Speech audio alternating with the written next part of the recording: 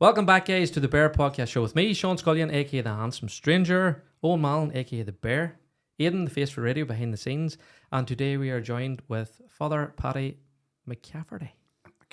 Welcome. Thank you. How are you? I'm good. Good to be here. Thanks for inviting me to come. Good to have you on the show. Great. Thank you very much, Father, for making the journey up. Yeah.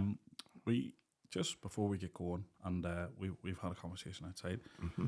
That we're going to discuss some very, very hard topics, and just for anybody that's watching, some of this may be distressing, and we're going to talk about sexual abuse and rape. So this may be a trigger for some of you. So guys, just if you check the comments, we're going to link in a lot of services. If this affects any of you, please take a moment, read, and maybe reach out to some of them. But Father, look, listen, it was quite a heavy opening, and but first I want to thank you for coming up and taking the time to talk to us. Thank you. Delighted to be here. So, Father, what you're a Belfast man? North Belfast. Grew up in Rathcoole for the first 8 years, and then the Troubles. I was born in 1963, and in 1971, I think, or two, we were put out of Rathcoole by the UVF or one of them gangs or whatever. My father was threatened, so we moved out of Rathcoole to my mother's home place, White Abbey, which is just down on the shores of Belfast Lough, and on the road from Belfast to Carrickfergus, and that's where my mother was from. So the rest of my childhood was there, and teenage years in White Abbey, County Antrim. Because some people aren't aware. Obviously, it's a very unionist stronghold now, but there was no division back then. It only when the Troubles started kicking off that some of these. We had no bother until the Troubles all kicked off, and I was probably about 69, 1970. Really, everything erupted, as we all know, and it was then that we began to have trouble. My father was threatened that if we didn't get out, they would burn us out that night. So my father came home from work one summer day in, I think it was 1970 or 71, and I was in P5, whatever, primary 5 in school. Well, it was a summer holidays, I remember, and my dad came home with a friend and a lorry, and we knew nothing about this. He had found a piece of paper in the hall that morning with letters cut out of a newspaper stuck onto it that said, "Pope heads out or be burned out tonight." So my dad, my youngest brother had just been born. He was a baby in arms, and so my father wasn't taking any chances. And his friend had a lorry, and he came home from work that night at about 5 o'clock, and literally everything that we had was taken out of that house and onto that lorry, and we had nowhere to go. Down to White Abbey, we had relations down there. My aunt and uncle, my mother's sister, my uncle, Aunt Mary and my Uncle James, he took us in. Literally, we had nowhere to go. And then after the next few years, we were going from pillar to post in White Abbey, different houses that were weren't fit for human habitation, but we had nowhere to go. And my father fixed them up as best he could, and him and his mates, and that's what. But it was 1975 when we were properly housed again. And that was about 3 years since we were put out of Rathcoole. And it was only after that period of squatting in houses, as people had to do in those days, there was squatters' rights and all that stuff. But finally we were properly with a rent book housed again about summer of 1975 after I came home. I remember coming home from first year of secondary school at summer holidays, and we'd got a house, a proper house, and it was grand, so. But that was, my childhood was chaotic, because of what we're going to talk about, and the sexual abuse was very traumatic as a young kid. But then there was added to that this absolute uncertainty, this confusion, this chaos, this sense of danger and threat that you couldn't escape even as a kid, And it affected me, I think, particularly badly because of the sexual abuse when I was 4, 5, and 6, So your sexual abuse began at the age of 4? I was about 4, yeah, and there was a babysitter who abused me, and then there was a local guy who would abuse me as well, and so that obviously was, for me as a small child, I didn't understand what was happening, number one. It threw me into a world of, a very strange world, of confusion and of things that a little kid should just not have to deal with, at that age. No way. At no age, not any age, So that marked me. I was a very nervous child. I couldn't get involved in rough and tumble like my other siblings did, and kids that I knew did. I was shy. I was, a wee bit withdrawn, and I didn't understand why I was like that back then. I know now I was like that. I was traumatized from a very young age, repeatedly. And so my childhood was overshadowed by all that. It was spoiled by all that, I suppose, and it was, I was, looking back at it now, when I was being abused, I would have out-of-the-body experiences. I would step outside of myself. I could actually become an onlooker to my own abuse. I was standing, literally, you've heard the phrase beside yourself. I was literally beside myself when it was happening. I was watching it happening to me. I can still see myself in my mind now at this minute. I can see myself, a little tiny kid of 4, and this happening to him. And it happened repeatedly. It affected everything. It affected life, my life, my confidence and everything was affected. I was very, a bit backward in a sense, So I went on. The one thing I should say, I'm a priest, and from that very young age, I connected to God. From that very small kid, I was a kid who loved going to Mass. I was fascinated with what was happening on the altar at Mass with the priests and everything. And I prayed. And one of my earliest memories is my father kneeling down beside our bed to pray with us at night. And I was praying from I was a very young kid, 4 or 5. Is one of my earliest memories is my dad coming in, kneeling down at our bed and praying, saying the prayer. We would pray after him. He would say the prayer and we would say it after him. And so I connected to God, and I loved God from a very young age. I became an altar boy when I was about 7 or 8.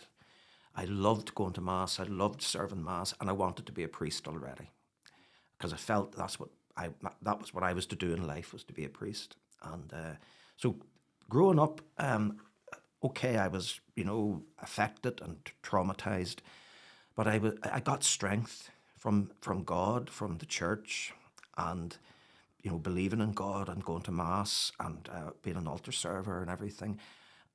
The priests that I knew then as a kid were all good men. They were what a priest should be, and I wanted to be like them. That was all going to change, sadly, but that gave me great strength. That's where I got comfort. I felt safe in the church. I never, thank God, I never encountered at that stage of my life what we now know was going on widespreadly, and so many cases of it, where priests were abusing altar boys and children and young people, But sadly, that was all going to change for me once I got through my teens, and I was going to study for the priesthood. And am I okay with what I'm saying here? 100%. Could I just ask you a wee question just before you move on to the next part? Do you think at that age, did you turn to God for help, maybe? Or is that, or you're saying you always had this memory of your dad kneeling down saying prayers. But do you know just them things that happened? Mm-hmm. And I'm just asking the question because that's maybe a question that people would like to. Yes, I could understand that, but I was drawn to him. I loved him from I was very young, and I was drawn to him. I didn't even think for help. I didn't, because I didn't understand what had happened to me as a kid. Hadn't even the vocabulary, and again, you're put into this secret world. I remember my dad. I was about 9. And I overheard him saying this to my mother. My mommy said, they called me Pat at home.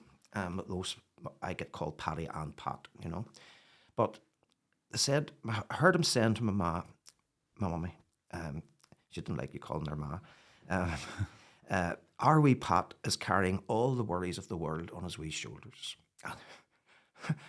It fitted. I didn't understand what he meant, but I sort of said to myself, yeah, that's true.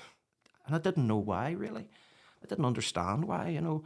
But it was true, and I was carrying the worries of the world, and I was worried about everything, and I was anxious about everything, and I was frightened of everything. And I was like a security freak in the house. The troubles that were going on. I had my father, our front door of our house was like Fort Knox, because I was worried somebody was going to kick the door down and shoot him, or my mother, because it was happening. I mean, it happened when I was a kid that a young couple were shot dead in their home, and I remember it so vividly. And this was me abused as a child sexually, and he was dealing then with a dangerous world where mummies and daddies did get shot dead, you know, and kids got killed as well. I mean, there was children killed when I remember, you know, and so this was who I was at that stage. And then I was, you know, I was growing up, doing the best I could, and you know, I was a good kid. I mean, I never was in any trouble or anything like that. Far from it. I wouldn't have said booty a goose, you know, but we're coming, I suppose, to the time that, you know, of further trauma, you know, and is that question answered? Yeah. Yeah. Don't be too worried, Father, because Yeah. we will, and we haven't interjected or and we'll converse and thing. We just, you know, just settle in and you're saying Okay. But Father, before we move on, I want to ask you this because I have obviously we had talked and you sent over your story and I followed some of your stuff. Mm-hmm. When you were younger and you were abused, I don't know why. I genuinely don't know why I assumed that it was always a male abuser. And I don't want to get into too much detail and thing, but I think this is important because it shocked me that it was a female abuser. A female, the first one. Yeah. But I don't know why I think that, like, I just thought, you know, all predators are men or and this is why I did want to ask you about that because I just want people to be aware of that it's not always. It's not. And The two childhood abusers, one was male, one was female. The female was the first, the babysitter. I mean, there was a headline in the papers just the other day, a shock, I didn't read it, but it was a shocking headline. Paedophile grandmother gets off going to jail or something like that. So yes, it's not just males. The majority are male, but there are female perpetrators. There are. But as a young kid, then there's nobody to trust. Yeah.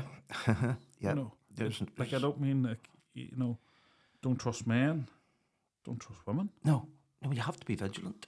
You know, it's just sadly the reality. I mean, my mother and father didn't know anything about this, of course. I mean, they wouldn't have left me with this babysitter if they knew. And eventually, they cottoned on.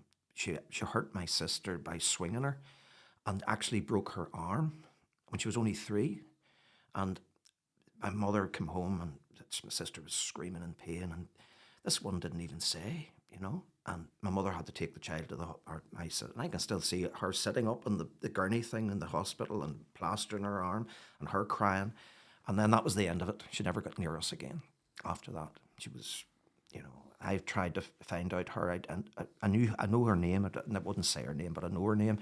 But I don't know whether she's alive or dead. She could be dead, you know, because I tried tentatively, you know, maybe 30 years ago, when I was starting to deal with all this what had happened to me and myself, and then as a young adult, I tentatively tried to find out about her, but I always drew a blank. The only thing I could find out is that her mother had died, and her mother was very elderly, and there was only one sibling at the funeral or something like that. So I don't know. I'm sort of okay with that now, you know. I think the wee guy that I was is healed. But the young adult that I was becoming still isn't healed. And so I suppose we're coming to that now, if that's okay. That answers. No. Yes, because not all predators are male. No, definitely not. So anyway, I'm a young lad now going off to study for the priesthood. I've been accepted for the diocese and I'm sent to a seminary down south. And there's a guy there who's in his last year, or second last year. His name is Jim Donaghy, and he was jailed for what he did to me, so I can say his name, you know. he was about to be ordained a priest for the Diocese of Down and Connor. He had befriended me then in his last year in the seminary, and he was a deacon, which is holy orders. He was on holy orders. The three holy orders are deacon, priest, and bishop. He was a deacon already. He befriended me. He groomed me, as I now understand. He groomed me, and I thought he was funny. I thought he was good company, and he was funny and all that. But he was grooming me the whole time, and he was waiting for the moment when he would pounce, and he did literally pounce on me just before he was to be ordained a priest. He was about to be ordained, and he attacked me twice in the seminary. They weren't serious compared to what was coming, but they were serious enough. It was terrible, but it was nothing compared to what was coming shortly. So I was a college organist. I played the organ in the college, and he asked me to play the organ at his ordination for the choir and all that stuff, which I said yes, of course. And right, the night before he was to be ordained a priest, there was a big rehearsal, choir rehearsal. So my father never drove a car, and so I relied on lifts. I always walked or to the bus. My father never drove ever. We didn't have a car, and I was growing up, and I was young. So I got picked up from home by, I think it was his uncle, who took me up to Lisburn, is where he's from. And there was the rehearsal and all that. It was a Saturday afternoon, and the ordination was on a Sunday. I think it was the 12th of June. I'm nearly certain it was the 12th of June. And it's easy to check up all those things. I know where I could find out. But so there was the rehearsal. And then we all go back to his parents' house for a cup of tea. There's other students there, seminarians there, and they were all being put with families for the night until the next day, overnight. And I was expecting that I would be the same. I would be put with a family. So it was about 10:30 at night, and I says to him, Donaghy, where am I staying tonight? And presuming I was going to be put out with some family or other, and it was getting late, And he says, oh, you're staying with me. So I, was a wee bit nervous about that, but I wasn't prepared for what unfolded. He took me in his car to a flat in Lisburn that belonged to his uncle, and it was a 1-bedroom flat, and I wanted to sleep on the sofa, and he wouldn't let me. So he made me go into a bedroom, and there was a double bed, and a night of terror unfolded. It was horrific, and when he went to sleep, I slept on the floor, and it was just awful. It was really horrendous, and I had to function the next day at a major event, and I wanted to go home. I just wanted to go home, but I couldn't. I had to do this thing today, and I actually thought about, I knew another musician, and I says, would you come and cover this? But I couldn't get his phone number or anything. So I had to do it, and I did it, and I did okay, and all I wanted was to get home. I eventually did get home, and that night I got home, and but that was the start of it. That was the beginning of 3 years of when I would be home from college, from the seminary. He would come to our house. 2 weeks after that, there was a much more serious incident in his own parents' house. Much more serious incident. It was rape. That was actual. The first night I would probably call attempted rape. Very serious sexual assault. The second night it was rape, and that was the first of a number of several. And it would happen when I would come home from the seminary. As I've said, I looked very young. I looked about 14 or 15 when I was 20. I looked about 15. Nobody believed even that I was a student for the priesthood. It says you couldn't be studying for the priesthood. You're too young. You're only in secondary school, surely. But I was, and when I come home, he would come to our house, and as I said, he was very domineering. As I said earlier, maybe when we were talking earlier, he was very domineering, aggressive, loud. He would come into our house and take over. and he would be rude even to my father in our own home. And he would say, right, you're coming with me. And I knew what was coming. I knew what was happening, but I didn't think I could do anything. I honestly believed that I couldn't do anything. I became 4, 5, 6 again. I actually, I felt completely helpless, and I was absolutely horrified. I know what's humiliated, degraded, doesn't even cover it. Mortified doesn't cover it. I used to do. I know I did what I did when I was 4. I stepped out of me. I can still see myself face down on a bed and him on top of me, and me suffocating. I couldn't breathe because he was heavy. He was a big man. I was only a wee. I weighed about 8 stone, 8.5 stone in those days. And as I said, I had the body and the build of a young teenage boy, and he would literally hold you down. And I stepped out of the room. I would be looking down on top and watching this happening to me, and I could see myself and my face struggling for breath, and him on top of me, humping me like a piece of meat is the only way to put it. And that happened for over 3 years, on and off when I was home from the seminary, and I did not know what to do. I was, horrified, as I said, but I just said, no, I know. And when it was over, I said, right, Paddy, that didn't happen. It did not happen. You cannot go there. I couldn't go there. If I'd have went there, I would have been destroyed. I wouldn't have been able to cope with as that young fella. I couldn't have. There's no way. I was mortified. As I said, it doesn't cover it.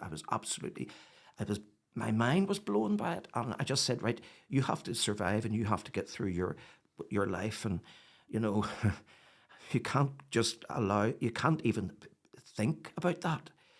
Because I remember one time he took me out for a walk down where I live. He came down to our house, and this was after a night before where he had raped me. And he came down, and he took me down in his car down to Loughran Park down in White Abbey, Jordanstown. I can still see where he took me even. Place I was very familiar with, and he was walking along, and he was very sheepish. And he said to me, I'm really so fond of you, and I just get overwhelmed in my affection at times. And what was I to say to that? What could I?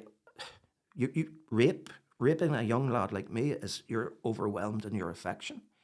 I didn't answer him. I didn't even speak. I didn't say anything. I changed the subject, I think, or something. But I didn't reply, and I didn't want him to talk any further about it because I couldn't cope with it. I couldn't deal with it. Just even as you're talking there, I read somewhere, and you're saying about the out of body experience, Mm-hmm. and especially the article was about trauma. Yeah.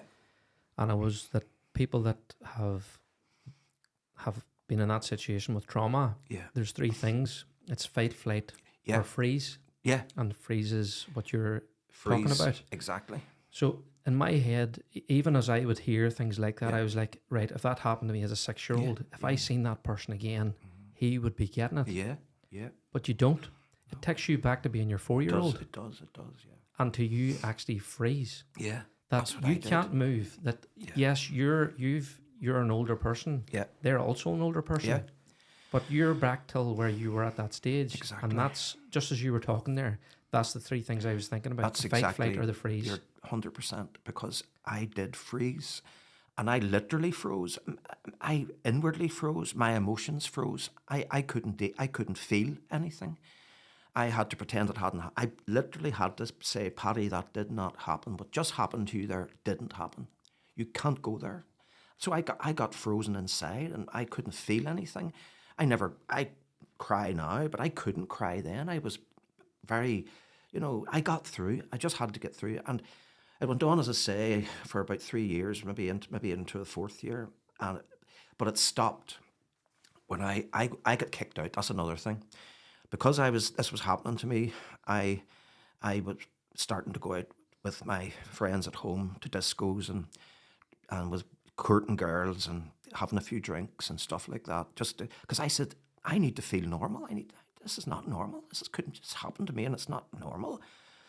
So I'm going out with my friends and my mates on a Saturday night to the disco in the Lansdowne Court Hotel in Belfast and courting a few girls and nothing bad, like, And I was having doubts about being a priest, I said, you don't even know, like, maybe you might want to get married and so that's why I was going and doing these things.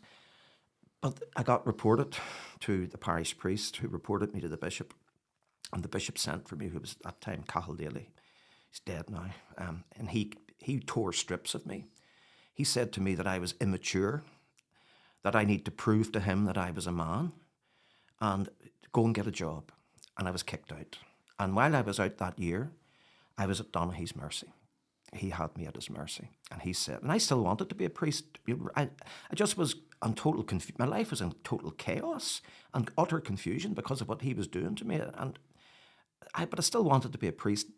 And I just needed time. Actually, getting kicked out was the best thing that ever happened to me.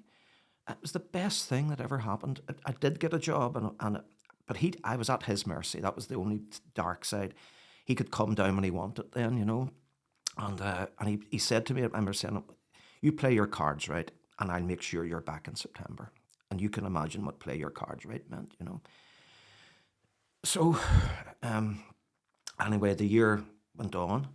I was out for the year, and I was home, living at home, of course, and whatever. And as I said, he was coming and going. But then it came to September, and I was taken back. But I was sent to a different seminary. I was sent to Maynooth. I had previously been in Wexford, St. Peter's College, Wexford, and I hated it there. I absolutely hated the seminary there. It was dysfunctional. There was guys in there who shouldn't have been in a seminary, simple as that. And Donaghy was one of them.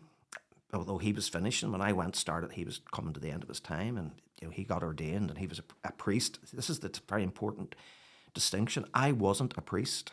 You're not a priest until the bishop puts his hands on your head on the day of your ordination, says the prayer over you. I was nobody in that system. I was dispensable. I would have been kicked out as I was, and that made me feel even more powerless. That I could do nothing. That bishop said to me, go and prove that you're a man. I was more of a man at that stage of my life than that bishop ever was in his life. I was being raped by one of his rising star priests in the diocese, and I was coping with it, trying to cope with it. But, it was horrendous. So what happened then, when he took me, and the bishop says, you can go back now, back to your studies, I was sent to Maynooth, which was the National Seminary. And it was the best thing that ever happened in my life, because I met friends there. I had no friends in that other place, really. And I became friendly very quickly with who's my very best friend today, still to this day. I met other very good friends there, but this particular lad, me and him had become very good friends very quickly. And around October, it was the autumn, October, November, your man Donaghy rings me and says, I'm coming down on this particular day, and not can I come down, but I'm coming down. And I didn't want him to come down. I wanted him to stay away from me. So I said to my friend, my best friend, this guy, this priest from home is coming, and I don't want him to come, and I'm afraid of him, and I don't want to be on my own with him.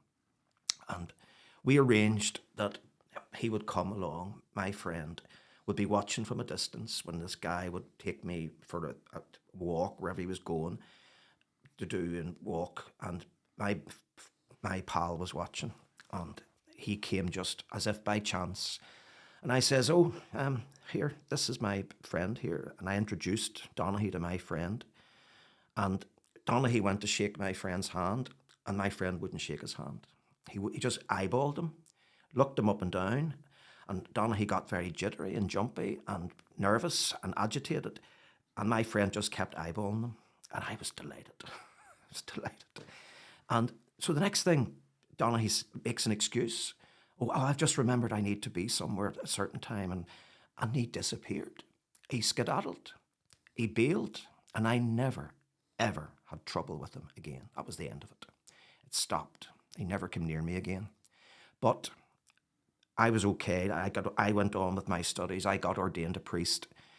And I had arrived at what I believed since I was a small child was my vocation, and my life was to be a priest, and it was, and thank God it was, and it is, and I wouldn't change any of it for the world. But what was left, I was left a very wounded, traumatized young fella, very, very broken, who got ordained and was okay. I am and was a good priest. I was a priest who got on very well with people and who loved people and who was loved by people. But inside, I was broken. And inside, it was getting worse and worse and worse. Every year, it was getting worse.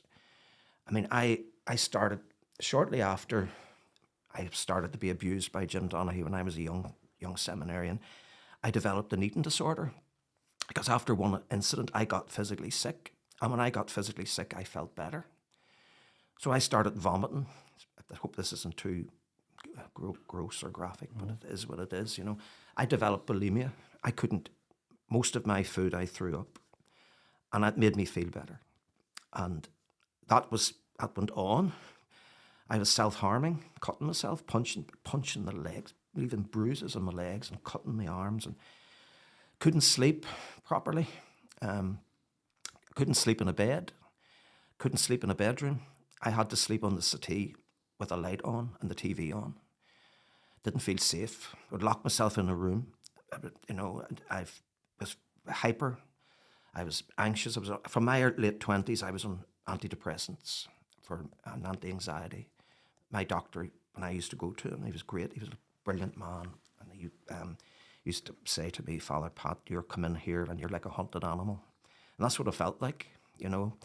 But I was doing my work. I was doing it quite well. I was in tough parishes, as I told you earlier. Mm-hmm. I was in the challenging places, and I loved them. I absolutely loved them. But I was carrying this burden all the time. All right, take away a minute. Take a minute, Father. I'm okay. I was carrying all this, and I was seeing this bastard, God forgive me. And he was prominent in the diocese at this stage. He was given great prominence. He had roles and functions, and at conferences of clergy, he would be up speaking, and I was sitting doubled in two with nerves and feeling sick and feeling like bursting into tears and feeling like getting up and punching his lights out. And I stopped going to all the things then. I didn't go to retreats or conferences anymore. And as a result, I didn't really get to know priests in the diocese. I became very isolated. And the other thing was, I started writing about the scandal. As I got ordained, the scandals were beginning to come out. Brendan Smith came out, and others came out. And I very quickly realised, this happened to you, son. This is what happened to you. What's coming out in the papers is what happened to you. My way of coping I was to write letters to the papers and call the church to have more compassion for the victims and speak out about it more. And of course, that didn't win me any friends, as you might imagine, and I became very isolated, very lonely. Except I had friends, but they were far away, you know. And I didn't really have any good friends in the diocese or down in Connor. Really, not. I had a few, really. You know, they were very supportive, but generally, I felt like I wasn't wanted. I felt like an outsider. And we had a bishop at this stage whom I had at school, Bishop Walsh. And at school, I was terrified of him. He was a very sadistic, cruel man to us teenage boys growing up in Belfast, St Malachy's College. And him and Donaghy were friendly. You know, he was giving Donaghy all this prominence. And I was afraid of this bishop. I actually experienced, as an adult, fear around him, you know. So, where was I? You began to write letters. I began to write letters, yeah, and articles. And I began to put my head above the parapet. And I remember deciding, you have to speak out. Nobody's speaking out. So I decided I'd speak out. And I started about 1998, 97, 98. As I said, I didn't get any friends, and Walsh was furious with me, and he was huffing with me, and he wouldn't speak to me and stuff like that. And, you know, he wasn't nice to me, you know. But I got on with it, and I was told actually from a senior priest, you should keep your head down. They're not happy with you. And I said, just use watch me. Just use watch me. I went at it even more, even harder. But it was painful, and I knew I couldn't tell anybody my own story yet, you know. But I was getting along, and as I said, I was suffering. I was suffering from depression and anxiety and panic attacks. I was taken to the hospital one day with a panic attack. I thought I was having a stroke. I thought I was having a heart attack. My hands were all, I couldn't breathe. My hands were all twisted out of shape. And actually, I was in a counselling session, and I was triggered by this counsellor who should have known better. And he had to dial 999 and get an ambulance to take me to the hospital. And they told me that it's what you said earlier, fight,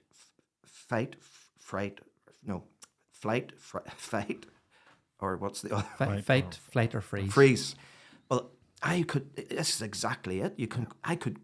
All these feelings rose up in this session over something that he was exploring, and it just triggered this massive panic attack, and I was taken to the hospital, and the doctor told me what had happened and understood then what had happened. But I was on medication for depression and anxiety, and as I said, I was having terrible nightmares. I mean, and the nightmares I had were technicolor, spectacular nightmares, night terrors, really they were, I suppose. And I would wake up like panic-stricken, thinking I was drowning.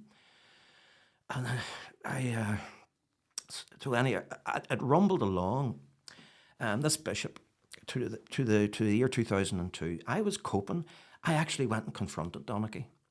I actually deliberately, on the 31st of May 2002, conferences that I had been avoiding, I decided I was going to see him and to confront him. And I did. And I didn't go to the conference, but I went in when it was the lunchtime, and I went to him, and I could still see him. We were standing, and I says, you and I need to talk about stuff you did to me when I was a young lad, young seminarian. And he actually smiled at me and nodded his head and readily agreed. So that was, we decided, I think it was either the following day or the day, maybe the 2nd of June or the 1st, either or. I mean, it was pretty quickly because I wanted this done. And he agreed, and I drove over. He was parish priest of Bangor, County Down, and I went into the house and whatever. I sat down, and I wasn't going there to be like aggressive, far from it. I just wanted to face him with what he did, what he had done all those times, you know. And so I sat down, and the first thing he says to me was, you're very frail looking. You're very frail looking. And I kicked off. I says, when I was a little boy, I was sexually abused. And before I could finish the sentence, he interjected with, and what I did to you didn't help you either. And then he went on to say, I always knew this day would come and I would have to face you like this. You shouldn't have had to come to me. I should have been the one to go to you. And I beg for your forgiveness. And he went on to say that he had sought psychosexual therapy after he had stopped abusing me, which was a lie. He was lying because he was still abusing at that stage even. Anyway, I thought, I've actually I faced him. I felt brilliant. And I did it gently. You know, I wasn't aggressive. And when he said, I beg for your forgiveness, I said, I forgive you. And when I was even leaving him, I gave him a hug. And I thought, this is brilliant. I have faced him. And I felt so good. And it was the summer, and I was going to work in a parish in San Diego for about 3 weeks holiday, 4 weeks. And I felt brilliant because in my parish at that time, it was Sacred Heart in North Belfast. I had found safe houses that I could go and start talking. I began to talk about what happened to me. I had begun to tell people what had happened to me. I hadn't told my mother and father or family or anything, but there were people in that parish that I loved and I could trust it, and I went to go and talk in their houses. And they were lovely, and I was really happy that particular summer. And then it was all going to change because Walsh came to our parish, and I think he saw how happy I was. And he came and said Mass on Trinity Sunday 2002. And I think the man actually saw that I was happy in that parish. And he decided then in August to move me. And he rang me in America. I remember that I had Mass every morning at 7:30, and he he rang me at 7:15, which would be 3:45 in Irish time in the afternoon. So I was getting ready for Mass, and he rang me, and he told me he was moving me, and it was to Lisburn, Jim Donaghy's hometown, where 2 very awful things had happened to me. And I didn't know what to say. In those days, you went where you were sent. You didn't argue and say, "Oh no, I can't go there." You went. You just said, "Yes, Bishop. Thank you, Bishop. Yes, sir. No, sir." Sorry, Father. Sorry to interrupt you. Can I ask you a question here? Father or Bishop Wash was now aware from your letters and the articles you had wrote that you had been raped, sexually abused in Lisburn. Right. Let me clarify that. He knew since 2002 that I had been abused in Lisburn because I asked a senior priest to tell him. So he knew. In 2002, he was made aware. In 2001. That Jim Donaghy had sexually abused and raped you. Yeah, in 2001, month of May. Where was you'd approached Jim Donaghy in 2002? Yeah. So a year. Yeah, 2002. There is a point to me that wants to. I just want to make this point. So you had made the bishop, his boss, aware that he had raped you. Yeah. And he was given the banger, and this is something maybe we need to explain. Yeah. Not all listeners will be Catholic, and not all listeners will be fully aware of the system of becoming a priest. So when you went to the Samarian, the way I pronounce it, but when you were in Maynooth, it's a 6-year process. Am I correct in saying that? I had done 4 years already in Wexford, and it'll be another 3 years at Maynooth. Okay, so in the 80s and the 90s, before a lot of this have came out, a parish priest, a priest was a position of respect and, and still is, and like massively. My granny and my wife's family and all, it's a priest is someone that's respected, trusted, above a lot of other people. Yeah, people would have went to their priest for advice on so much, and so very much it would have been put in a position of power and trust that your family would have trusted this, and so some people would be like, well, why was the family? And now, Father, I'm not saying this. I'm saying some people would be like, why would they be letting this man call and thing? But a priest would have been trusted. It would have been and it would have been respected. So when you weren't a priest, and he was a priest, it's clear. It's important for us to explain that the power dynamic of that. That if you said something, you spoke out again, a priest. Yeah, exactly. It would not have been. I wouldn't have been believed. But I know I wouldn't have been believed. But I don't. You were now a priest. Yeah. You have wrote to the bishop. Yeah. Had you received any response from this man? Had he acknowledged that he read this? Well, had he made, or was he getting other people to come back to you, so there was no confirmation of you speaking to him? Well, I asked a senior priest because I was afraid of this bishop, as I said earlier. I couldn't relate to him. I couldn't have talked to him. But there was a priest that I really trusted, who had been my parish priest when I was a kid, and I really loved this priest. He was such a good man. And I asked him, I told him what happened to me, because I was worried about another young lad who Donaghy was spending a lot of time with. And I literally panicked one day. And when I saw Donaghy with this kid, it was on Holy Thursday at the cathedral. And in the morning of Holy Thursday, there's a mass, which the bishop blesses the oils that are used in the sacraments, and priests renew their vows. It's a big mass. And I saw Donaghy with this kid, this young fella. And it was actually, he reminded me of myself. And the way Donaghy was acting towards him was the way he used to act towards me. This overly familiar pawing and mauling and calling you. He used to call me McCafferty when he was out, and I wasn't being a good boy, whatever. And he was calling this kid by his surname, and I panicked. I said, "Oh my God, that kid's in danger. He's in danger." And I literally went that very day to an authority, not this other priest. I would go to him later. But to a man who had some responsibility in the diocesan seminary at the time, and I said, "This happened to me, and I'm afraid it's going to happen to him, or is happening to him." I waited for a few weeks, and he rang me back and said, "Look, I've tried to suss things out, but I haven't not been able to find anything out. This lad says everything's fine."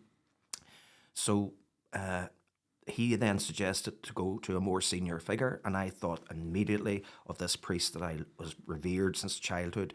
So he came and saw me, and I told him everything that had happened to me in Lisburn and all that, and home, and Donaghy would be abusing me at home. And he told me that I asked him to tell the bishop, and he says that he would tell the bishop. I rang him a few weeks later. Did you tell the bishop? Yes, I told the bishop. The bishop says you're not to worry about it. You've done the right thing. It puts him in a bit of an awkward position with Father Donaghy, but you've done the right thing. And I thought at that time, oh well, I've reported it at least, you know, and that would be going to be looked after or looked into, whatever, you know. That's 2001.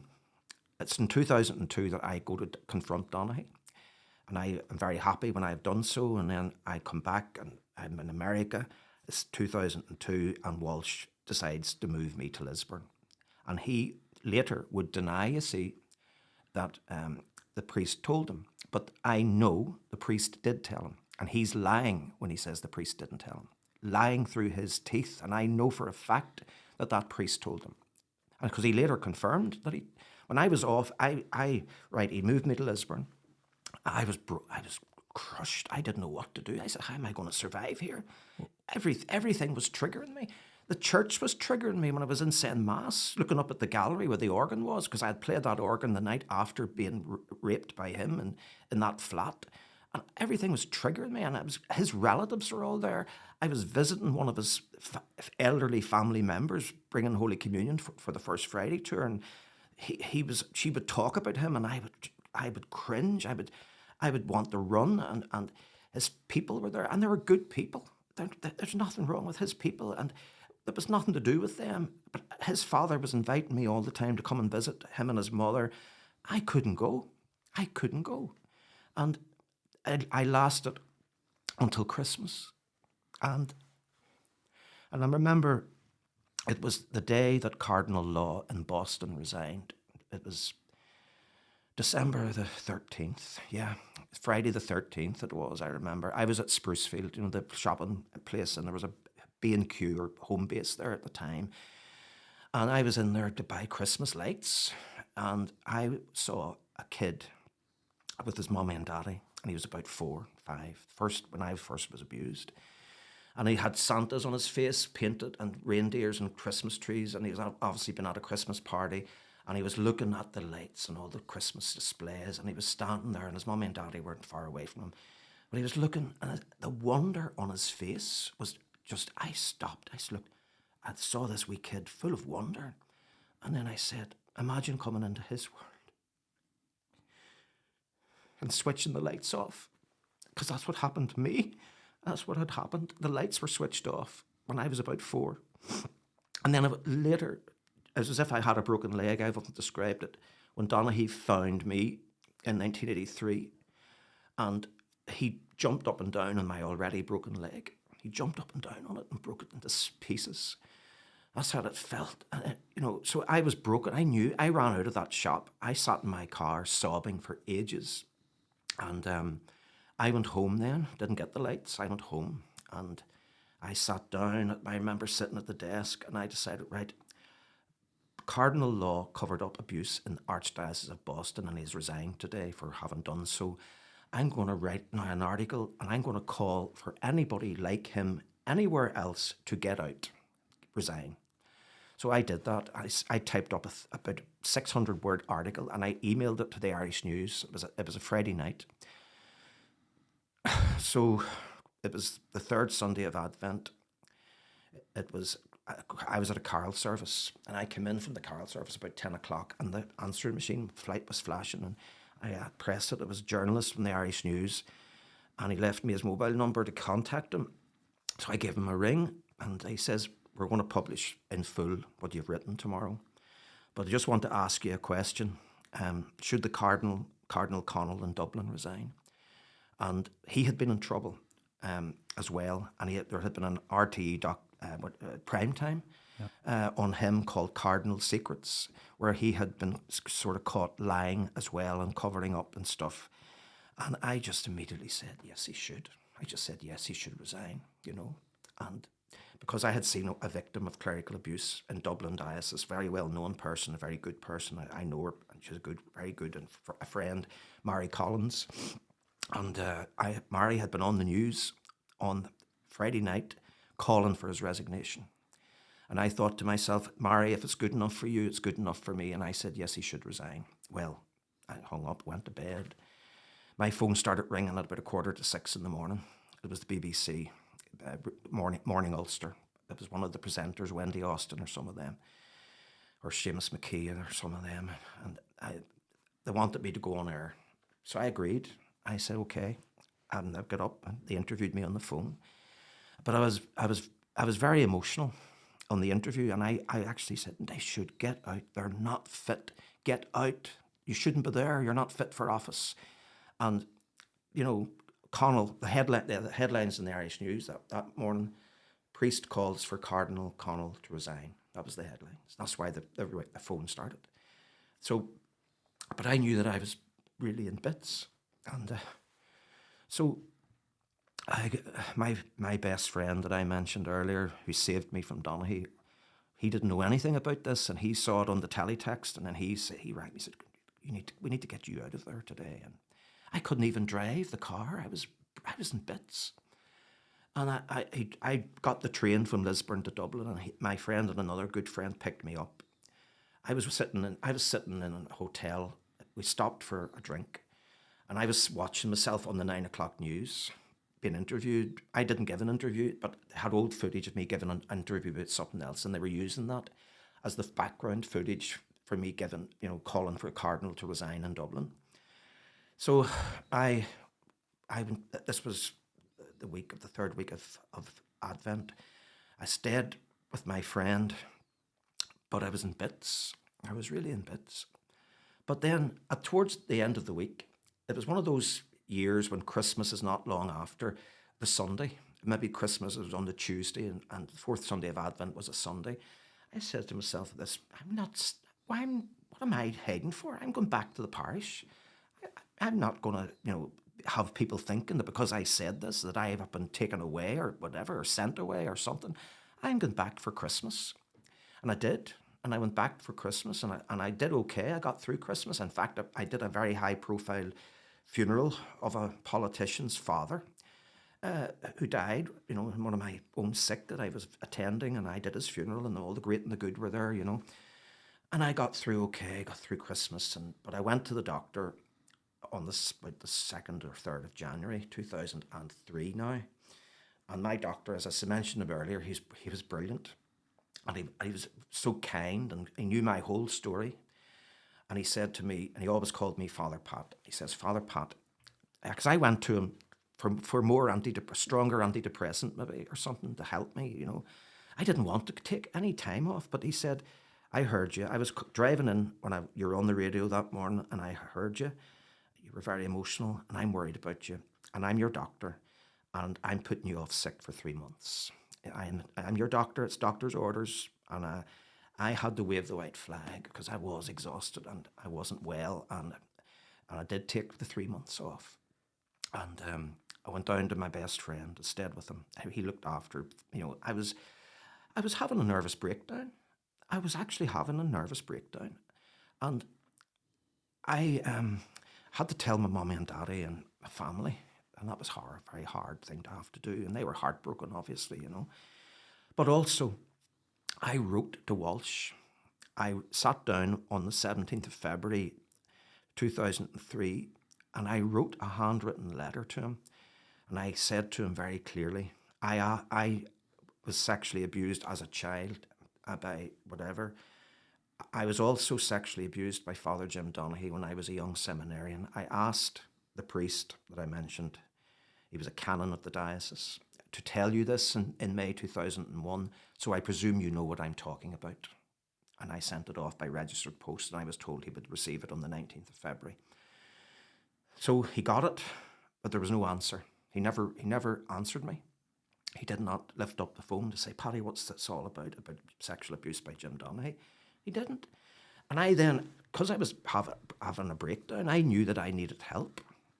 I knew that I couldn't just go back after the 3 months and, carry on as usual and regardless. I've been trying to cope with this since, it happened. And I at this stage, I think I was putting a sticking plaster on a very deep wound, which was no use.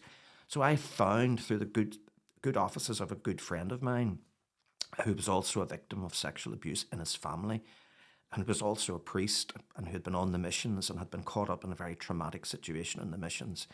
And he recommended a therapist in Massachusetts.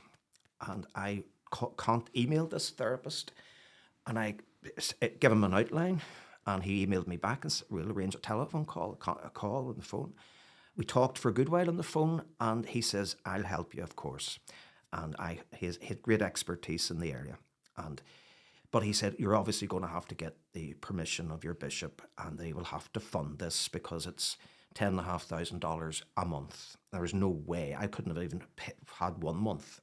I had no resources like that next nor near it. So I had to write to Walsh again and ask for permission and blah, blah, and the diocese will cover this for me, I get a phone call then, and he made an issue of the money, and he made me feel that size, like a beggar, cap in hand, but he was allowing me to go. I was allowed to go, but he made he made money an issue. And anyway, the thing was, I was going, but he never mentioned my letter of the 17th of February, and this is now maybe the end of March. And I says, there's something he's not getting. He hasn't mentioned Donaghy to me yet. So I had to go home, and I was going home at the 31st of March to get ready, get stuff to go to America, get, what I needed, passport and stuff like that. So I had, by this stage, I had been gentle with Donaghy in 2002. I was reading a book called Abused Boys, the Neglected Survivors of Sexual Abuse. And this book, one of the things they recommended was a letter to your perpetrator. And I sat down at the end of March and I wrote a strong, about 10.5 pages letter, and I let Donaghy have it. And I told him exactly the damage you caused to me, the suffering you inflicted on me and my life, the way you nearly destroyed my life. And he nearly did. But anyway, I sent it by registered post to him. But when I was home, I had to go back to Lisburn. I had nowhere else to go. My mother and father just had a wee 1-bedroom flat, and my brother still lived at home. So I had to stay in Lisburn, but I couldn't sleep. So I decided in the middle of the night, I'm going to email Walsh this letter that I sent to Donaghy. And because this was a typed letter and I had a document with it and all, and a Word document, and I emailed it in the early hours of the morning to him, who's a personal email. And I rang the secretary the next morning. I says, Bishop Walsh has to read this before I see him tomorrow. He has to. He has to read this letter. So, and no one else has to read it except him. So, he came in. I went into the meeting. It was the 1st of April, 2003, at 5:45 in the evening at his residence. And he came into the meeting, and he was very sheepish, and he was holding the letter. And he says to me, I knew nothing about all this. This is all news to me. I'm horrified by all this. And I knew that he was lying, but I couldn't do nothing. So he pretended that this priest hadn't told him, and that he had rang this priest when he got this letter to say, did he tell you this? And why did you? And this priest is supposed to admit it, that he hadn't told the bishop. But I just knew by the body language that he was lying through his teeth. And this good priest, and he's dead now, and he was a good priest. I know he told him, because when I had been off sick, I rang him when I was off for the 3 months, and I said, Hugh, his name was Hugh, and there was no secret really about it. Why did the bishop move me to Lisburn? And he always called me Patrick, and he says, what do you mean, Patrick? And I said, that's Jim Donaghy's hometown, Lisburn. And he said, oh, I didn't know that, Patrick. And I said, Hugh, does the bishop know what happened to me with Jim Donaghy? Oh, he knows, Patrick. Yes, he knows. Now Walsh is telling me that he didn't tell him. But I knew he was lying, I knew. But I could do nothing about it. And I had to leave that meeting and then go back down, get ready to go to America. And I went to America. And it was brilliant. That was fantastic. That therapist was amazing. He was like a friend. He was so gentle. And it was the first time that I was ever comforted, ever. And he made me see very quickly the power that he empowered me very quickly, to the extent that I sat down, I wrote to Walsh a scream of pain on the 5th of May. I have all these letters now. I have to reread them because there's an investigation going on at the minute, but come to that. But I read that there was a scream of pain. What's happening over there? What has Donaghy been called in? What about this other kid that I was worried about? You know, series of questions. And I got back then about, maybe a fortnight later, this reply, inverted commas, which was meaningless. It was trite, piocious rubbish.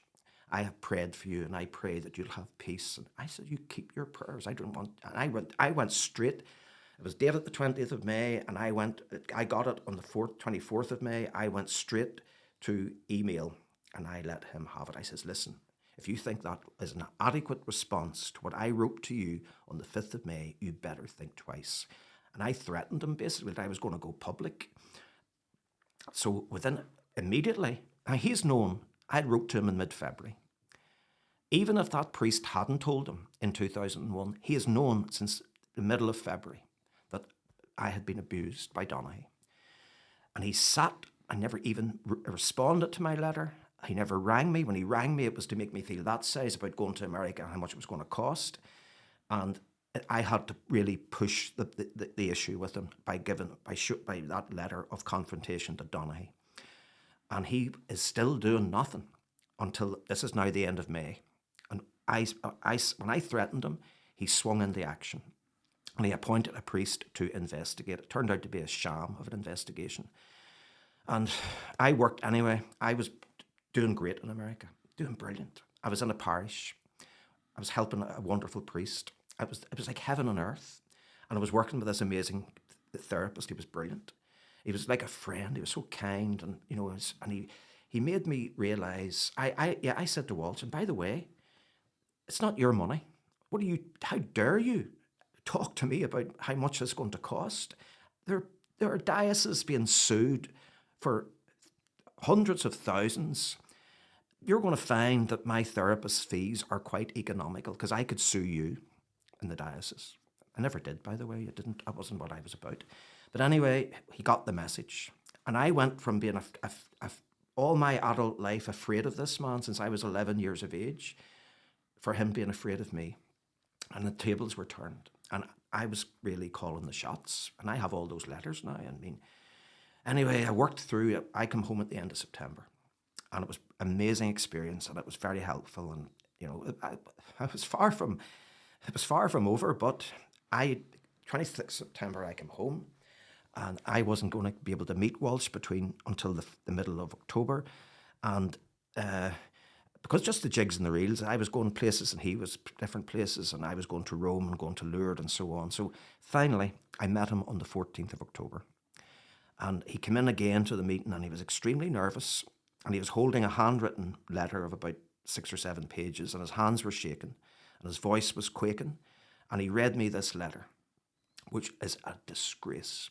I mean, get this, not just did he know about me in 2001 and 2002 and 3, he also knew, since the late 90s, that Donaghy had sexually abused a teenage boy in the mid-1980s. The same time as he was abusing me, he was abusing this other teenage boy. Walsh now knew about that teenage boy since the late 90s. This is now 2003. He has known since 2004 that he sexually abused a 14-year-old boy. And he sits down with this letter, and his hands are shaking, and he says, it's my word, your word against Father Donaghy's word. And I have no other further corroboration whatsoever. He had two teenage boys at that stage, and he was lying again through his teeth. But I could do nothing about it. I was horrified. I was crying. And I just had to accept it, you know. And I left the meeting that day and was crushed. And all my work in America, you know, he had Sorry, Father. Yeah. Just before we... Did he admit to you in that meeting that he was aware of other... No. All right, sorry. No, he didn't. But you have later found out. I later found out. At this moment in time? Yeah, I later found out, yeah. That much later in time, I found out. Okay. So I didn't know that there were other victims at that stage, but he knew. He knew. So I left it for a month, and I then sat down and responded point by point to his long letter. Mine was even longer. And I sent it to him. No answer, no response. He finally agrees to meet me about the 9th of December. This is 2003. And again, I had all these questions, and he sat looking at me. And all I could get out of him was, I can't comment on that. I can't comment on that. That's all I could get out of him. I even said to him at one stage, does Donaghy have something on you? Is that why you won't do anything? He didn't answer me. He didn't answer. I let it rumble. Christmas came that year. I waited, and I was obviously upset, and the work that I'd done in America was being unravelled. So in March 2004, I got legal advice. I'd never sought legal advice. I'd never sought to go that road. You know, I'd sometimes regret that I didn't initially, but you can only do what you can do when you can do it. So I went down to Madden and Finucane in Belfast, and I met the head of the firm, and I told him the story, the whole thing, and I said, you know, where do I stand? He says, you have grounds for criminal proceedings against Donaghy, and you have ground for civil proceedings against Walsh in the diocese. So I'd sacked Walsh by this stage. I told him, you're no longer my bishop, and I don't want to have any, I'll deal with you through one of the auxiliary bishops, the assistant bishops, and who was a good man. So I communicated through this auxiliary bishop to Walsh that I had got legal advice, and this was the advice.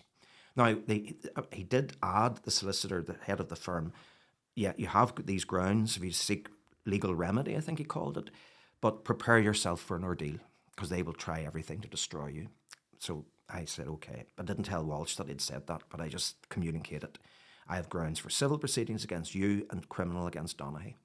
Within days, Donaghy was out of ministry, who'd been in ministry all that time. Walsh, knowing since the late 90s that he had sexually abused a teenage boy in the mid-1980s, and he was sitting on that, and he should have had Donaghy out as soon as he got those allegations in the late 90s. That's when that lad went forward. He would later be one of us in the court. But he knew, and it's at least 5 or 6 years. He's known 5 or 6 years. He knows about me. He knows about the other kid.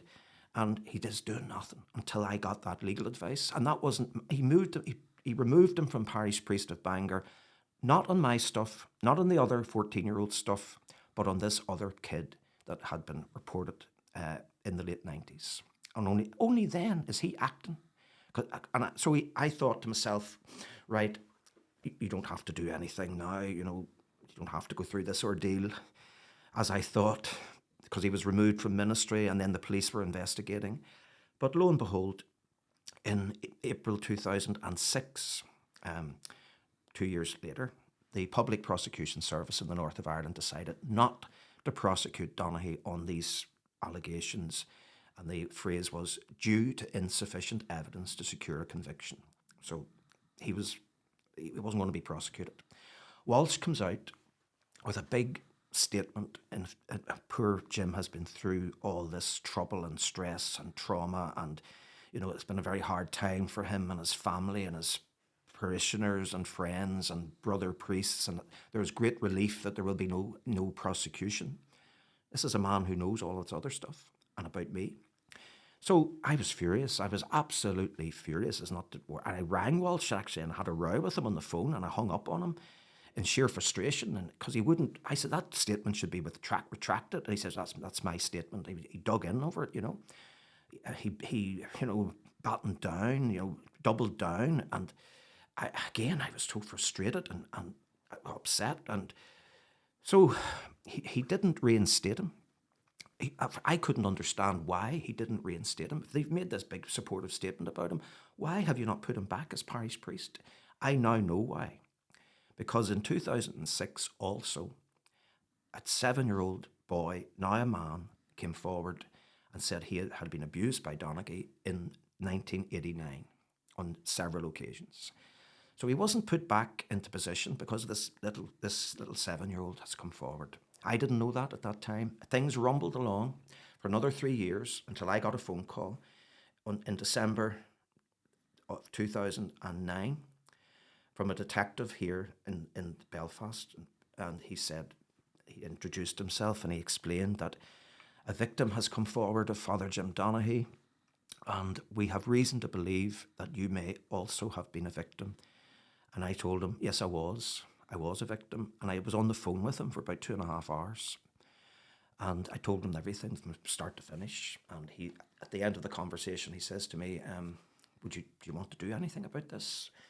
And I thought the guy who had come forward was the kid that I was worried about in 2001. He was a victim. The very young guy Yeah. that you had tried to warn about Yeah. and spoke to the canon about was the guy that then came forward. Yeah, he was the kid. He was now a young man, and he had come forward.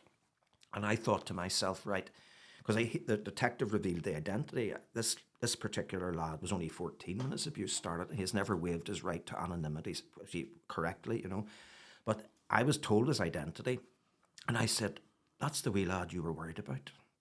You will be the biggest coward on this earth if you don't stand with him and stand at his side. And so I said yes. And I knew, I was terrified because I knew it was going to be an ordeal. And by God, it was a terrible ordeal.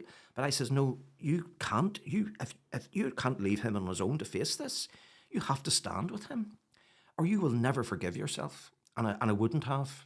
And there was no way I wasn't going to. I knew. I said, just you prepare yourself for an ordeal and you go and stand with him. And I did. And so I said, yes, I will. And I emailed our bishop, who is now a different bishop to Walsh. I'm a good man. And he told me, you go ahead, you have my full support. He was so different. Walsh was retired at this stage. He had retired in 2008. And we had a new bishop who was a completely different person and a very good man, and very supportive of me all along, It's such a difference. Which incredible. Would have put him under pressure too. Yeah, maybe so, maybe, I don't know. But anyway, he was giving me his back and you go and do this. And I did. And I went home for Christmas then. I was based in Dublin at this stage. I was doing further studies, postgraduate work and all that sort of stuff. So I was free at Christmas and I was free in the summers and stuff like that. So I was living in a parish working, but it was just really daily mass. I was parish chaplain, but I was doing what they call a license in theology, and I started a PhD and stuff like that. But anyway, I came home at Christmas. A wee detective, a Catholic girl from the Falls Road came, lovely person. She took my statement, and I gave her the statement. And then after Christmas, when I was back in Dublin, we met at the City North Hotel, and she and another detective with her read me what I had, just to make sure it was okay, and then I signed it. This is now January 2010, and Donaghy is arrested. He's out of the priesthood. He was never brought back into the priesthood. He was suspended from ministry, but he was still on the books, kind of. But he never worked as a priest again since 2004. So he was arrested at the end of January at Belfast International Airport. He was he was working in India or somewhere, working for EasyJet or something like that. And they arrested him and they charged him with my stuff and with, as he's known on the books, Victim B, the wee lad I was worried about. We were telling exactly the same story, same perverted things that he did to him, he did to me. I knew he was a seminarian, but I didn't know anything else. I mean, I had no connection with him. It's not as if we knew each other or were buddies or anything like that. I just knew who he was and I was worried about him at that particular time. So things rumble on. It's getting to a very interesting part now. Things rumble along. 2010, there were several appearances in court and he was allowed bail and all that, and he had to surrender his passport and all them sort of things. So it rumbled along for that whole year, 2010. We were subpoenaed around November, December, around that time. So I'm steeling myself. January 2011, we are at now. He's going on trial on the 24th of January 2011. The trial begins. I'm waiting to be called to give evidence. I'm on tenterhooks. I'm psyched up to the heights. I'm very, very sick with nerves. I know that I'm going to have to talk about stuff that I'd never talked about except to a therapist, that I'm going to be cross-examined on it. I knew all that was coming and I was afraid. was, So the trial begins on the 24th of January. The detective, who's a lovely person, who's very kind, wee girl, was ringing me every day. I said, Paddy, don't be coming yet because, there's all legal stuff going on at the minute. There's no need for you to be here. I'll tell you when to come. And I'm with my friend down south. And I'm waiting every day to have to go up here to Belfast to start giving evidence because I'm up first. Now, they rang me midweek and say, bad news, Paddy, your cases have been severed.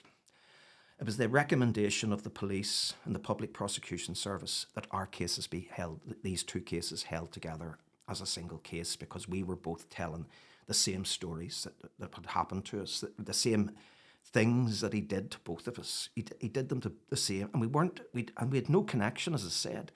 So that was their recommendation. But the judge, without any explanation, severed our cases, and there was and imposed a blackout on reporting in the media. There would be two separate trials with two different juries, and there would be no way the jury would have known there's other concerns with this guy, So that, yeah. So obviously there's detectives, and I just want to paint the back story to this. Obviously, detectives worked hard till they look. Listen, the police, even from us, sometimes get a lot of slack. But when it comes to things like this, their job is so hard, and they want justice here. They've worked for it tirelessly. So it's weakened the case. But what was the media blackout? Why was it not in the public interest for this to be heard? Precisely. If because this was not, and we'll touch on this after we go through this. But this was not a one-off at this point in time. No. All these cases were coming about, and there was you had the prime time, you had the spotlight that was done. It was all in the public media. Yeah. Mm-hmm. So why was this one all of a sudden? No explanation. Who was the judge that? I'm coming to that. Right, this is interesting. Right. So they told me the severed cases are severed. You and victim B, you're severed. That's not good news. But I says, okay, well, it is what it is. I didn't think yet to say who's the judge. This is where it gets really interesting. So anyway, things rumbled along until Monday, the 31st of January, 2011. And I get a call from the detective. And she says to me, Paddy, you're not going to believe what's after happening here. The trial has been halted because the judge has been discovered to be a close personal friend of Bishop Walsh. And she concealed it, she didn't disclose it. It's a conflict of interest. And she didn't tell anybody. But the chief prosecutor got suspicious because midweek, victim B's father said to the chief prosecutor, again, the prosecution service wanted our cases held together because they're in the business of convicting criminals. Yeah. So victim B's father says, jokingly, or just to throw away, whose decision was it to sever the lads' cases? And he replied, that was Judge Loughran's own decision. That's her name, Loughran. And he jokingly said, I wonder how often she plays golf with Bishop Walsh. As a joke, as a sort of throwaway thing. But it planted a seed in his mind, and he went digging. And he discovered that Loughran and Walsh are like that. That she and him are close personal friends. So what happened on the Friday, the 28th of January, is that he got up in the court and he confronted her over this undiscovered conflict of interest that she had, and she dug in her heels and she said under no circumstances. It's all on the internet. If you Google Judge Gemma Loughran, it's the first thing that comes up, the transcript of what happened in the court that day. Sorry, Father, to interrupt, and because it's important here if people are listening to this to get a clear idea of this, that we've had this before because we spoke on other ones. Mm-hmm. If a judge has there's their integrity, there's a name for it about their integrity where it can't be, it has to be beyond recusal. Yeah. If they know anyone within any slight degree, they must recuse themselves of the case. Yeah. She knew very well the chief coordinator and the cover-up of this, and I'm going to get into that because we have very scantily talked about but we're building a picture here. So Bishop Walsh, she was very friendly with Bishop Walsh. Very friendly, yeah.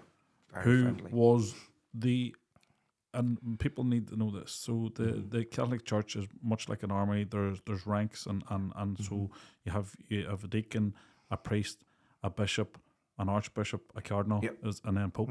Is that right? That's it. Right. Yeah. So that's the layers of so there's hierarchy. But So a bishop the in his own- directly the boss of the man on trial is is friends with the judge. Right, exactly. okay. So it's 100%. just so people that are listening to this understand how mad this actually, you can't make this up. You couldn't make it up. Okay. So she initially refused under no circumstances. So she didn't recuse herself when she was approached about this? No, she didn't. And Walsh's name was everywhere in the book of evidence. And they knew at this stage, because I have the documents now that were supplied, well, a list of the documents, hundreds of documents that were supplied by the diocese to the court. And in those documents, it's crystal clear that Walsh knew about allegations against Donaghy since, as I said, the late 90s. Because let's be clear about this. Yeah. That's illegal on its own. Yeah. They wouldn't, the PPS wouldn't have brought that case against Walsh because it's very, very, very hard to prove that he was fully aware. He could say that he didn't believe it or thing. He knew. But he was it told. is a criminal.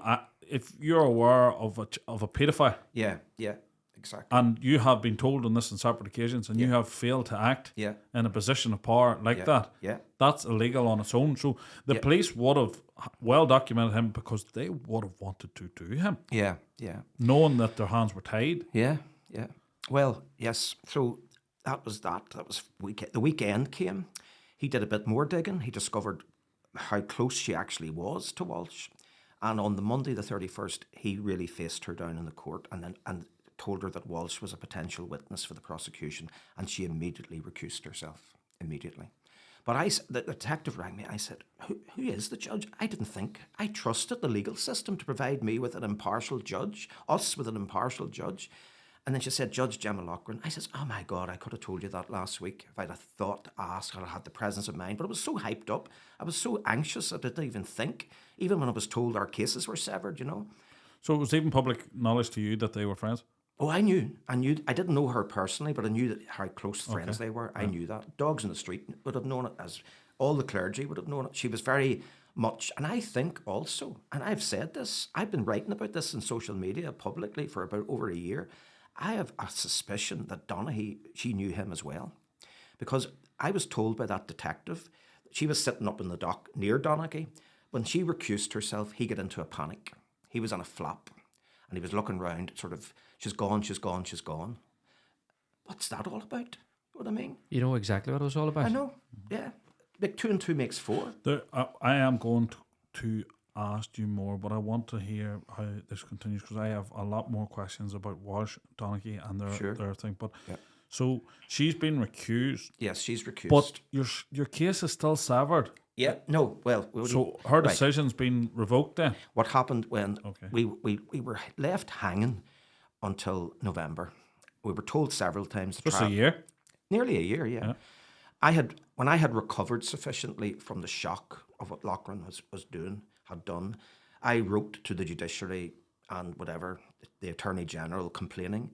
And I was told then, you should have complained within 6 weeks, you're too late. You're too late. I wasn't in a fit state to complain within 6 weeks. But can we just say this, Father, before we go on? Some of the hardest parts for sexual abusers is the court. Oh, yeah. The building yourself up. The victims, yeah. And the court system's well aware of use would have been like having to go in to tell this to strangers is absolutely horrific and horrifying. You're reliving it in a very weird environment. And it's not a calm and reassuring private. It's a public gallery. It's anybody can walk in. Yeah. A lot of his supporters would have been there and family. Oh, they would. They were, of course. Yeah. So, like, and you were going to be called a liar. You knew that. You were going to be called by the prosecution or by the defence. They were going to say, you're lying, you've done this, and blah, they blah. did. Yeah. And you were getting ready. Yeah. And they just let that go on for a year. They do. They let it, dragged on. There were several false alarms. Well, finally, we got a proper judge, Judge Patrick Lynch, and first thing Judge Lynch did was reverse all Loughran's decisions and joined me and Victim B back. And he also added on the other lad who was in 2006. They said there was insufficient evidence. There was no longer insufficient evidence. He was joined, so there were 3 of us now. And I was up first to give evidence on, I think it was the 14th of November 2011. It was horrific. It was the worst. I was physically sick at times. I was dry retching in the street at the thoughts of what I was going to have to do when I went into that court. But I have to say something. They had a victims room, support room, where me and the other victims were able to go, so that we didn't have to have any engagement with you-know-who. And they were very kind in there. There was a lovely lady in there, and she was so kind and gentle. But I was in bits. At one stage, Judge Lynch asked me, did I want to stop and take a break, to start tomorrow? I says no. He had heard that I had been violently sick at lunchtime, and I said, no, bring it on. And I did. And I was in 3 days giving evidence, had to tell the horrible details of what he had done to me. But I had never told any, not even my closest friend I had ever really talked about. I just told him I'd been abused. I was cross-examined then by a very vicious defence lawyer who called me a liar, as you said, a liar, a fantasist, a gay fantasist, he called me at one stage. But I was right back at you.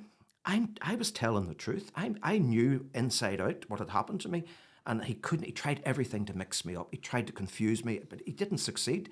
I was right back at you every time. And he actually, when he was finished with me, he had a huge big file in his hands. He lifted it up and he flung it down on the desk in frustration because he couldn't get the better of me. So, but it was a terrible experience. A terrible experience. Though my mummy had died that previous year, a couple of years previously, and her death, this was worse. This experience was worse. And so I was finished, and the other lads had to get up too and get their evidence. It went on for a month. Went on to the 14th of December 2011. And Donaghy himself got up and joked and laughed in the witness box, which Judge Lynch would later talk about. On the 14th of December, I was in town. My best friend that I've talked about, and some other very, very close friends of mine, went to the court. I didn't. I just went for my 3 days, and I got out of there for the verdict. Okay. Yeah. So I was in the town in a coffee shop somewhere. It was about coming up to around 5 o'clock. It was the dark nights and Christmas coming up and all that. And I was waiting, and my buddies were all in the court. And about 5:15, I got a text. Capital letters, guilty. You talk about relief, It was incredible, but my troubles were far from over, My wife made me promise before we done this podcast, because I can obviously say a lot of bad words. Mm-hmm. But that bastard didn't plead guilty. No, he made you relive that. He made us relive all that. He put us through the ordeal. He's probably sitting there thinking, they could have got 20 people. Oh yeah, I've no doubt there's other victims out there. I've no doubt. But so that was okay. He was found guilty. He was remanded in custody. His lawyer wanted him out for a family wedding at Christmas, and the judge said, under those circumstances, you can expect a lengthy prison sentence. He said, never in my career as a judge have I witnessed the likes of you who came into this court and got up into the witness box and tried to charm the jury, but they saw you for what you are, a ruthless predator. So he was in jail for Christmas, and then he was brought back for sentencing on the 10th of February 2012, and he was given 10 years. And what was the scenario put to you by the prosecution team of what they were hoping to get for him? They didn't give me one. They just said to me, just tell your story. What was the available tariff? What was the most you could get? That seems to me for ruining that many lives. Yeah, I know. But the vindications. Well, that was the important thing, was the vindication. Plus, about that wee lad I mentioned, the 7-year-old, he later pleaded guilty to his abuse, and he got a 2-year concurrent sentence for abusing that wee lad. But as I said, I thought I would be okay. after then, you know. Sorry, Father, can I just ask you that? Did you say he got 2 years for abusing a 7-year-old lad? Concurrent with his 10-year sentence, yeah. But So he really concurrent means like you're getting the 2 years. He got 2 years yeah, for being a paid. yeah, exactly. Is Exactly. there something not right about that? The justice system in general. Yeah, I actually struggle I know. till And he got out after 5.5 years. He got out of jail. That's the way it works. what age? Because I know that they take this into account. And what age was he when he was sentenced? Oh, he would have been maybe in his late 50s. Yeah, yeah. So, Five and a half. I don't care, and Yeah. I'm sorry as well, not Father, because we want to hear. But that's just, I just needed. I know it is. It's clarification It's on that. despicable, but you know what can you do? I mean, But still, there was a point that these guys weren't going to get their case heard. That Yeah. they weren't even going to prosecute this man. yeah, So exactly. hopefully, I know 2.5 years is actually sounds like an insult, Yeah. but hopefully it helped them, because now the criminal court justice and the people now seen, and he has been told for what he done, Yeah, yeah. as opposed to, no, I'm sorry, we can't help you. Come forward and told us the truth, but we can't help you. Yeah, exactly. I mean, it was bad enough, you know, the fact that we got justice. I shudder to think what it would have been like if we hadn't have got justice. And we wouldn't have got justice had Gemma Loughran got her way. We wouldn't have. It would have been my word against his word. It would have been victim B's word against his word on the two different juries. And you can't convict somebody on my word against your word. We were telling the same story, the terrible things that he did to both of us. It was incredible. And the same, and the other lad, he did the same things to all of us. He was degenerate. We have learnt about predators, Father. They are absolute experts in sourcing out people that have vulnerabilities. Exactly. And exactly. that's how he came to source you out. It is. They I know are absolutely in tuned to see if they had come to another that didn't have the same trauma in life that you had experienced. Exactly. He would have moved. Like, that's the type. That's right. I know. And that's I know that now. And now we're becoming aware of these things, that they are very, very astute in their selection of victims. Yeah. I actually asked my parents yesterday, and I've listened to your story now, and I actually feel emotional about it, you know. But Okay, sure. Do you want to take a minute? I asked my parents, I hadn't heard your story, and I was like, if priests were allowed to have a relationship or to be fit to get married, do you think it would stop all this? No. And exactly what you just say. And now I'm answering the question, and you can answer it, but my dad says, no, it won't. No. Because a predator is always a predator. Exactly. And it doesn't matter whether you're fit to marry or not. Exactly. They are preying on the vulnerable. The vast majority of sexual abusers are married men. The vast majority. And his words were, is you have somebody that's going into power to be fit to use their power That's it. for the wrong.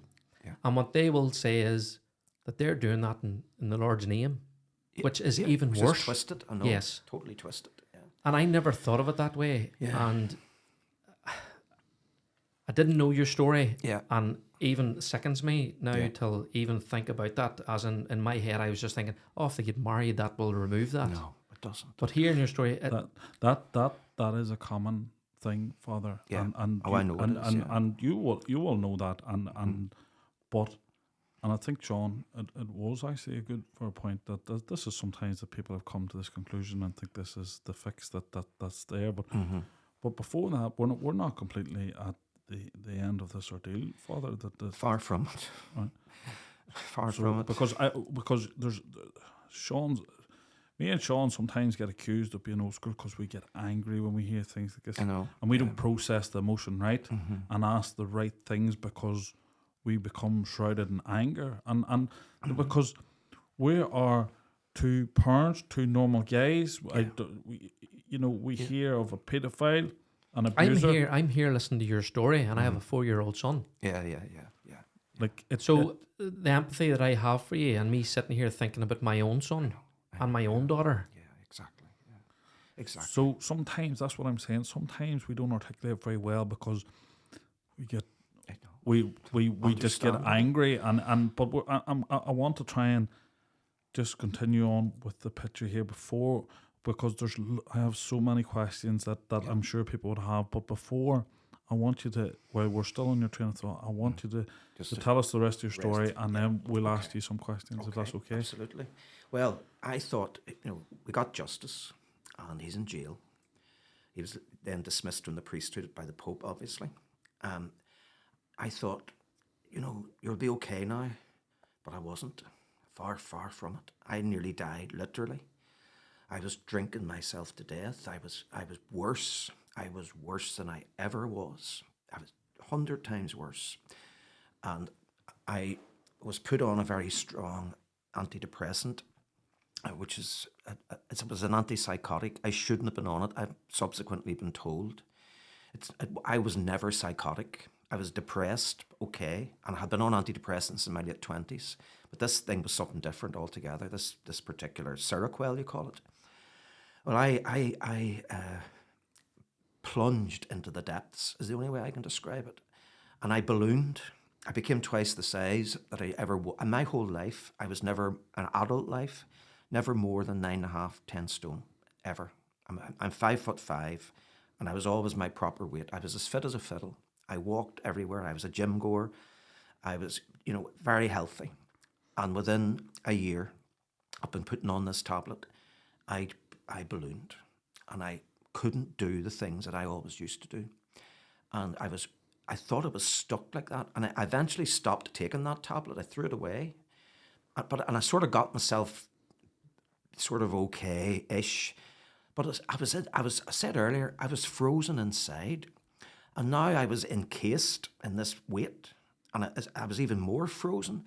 I was getting along. I was okay-ish. I was doing my work, all that.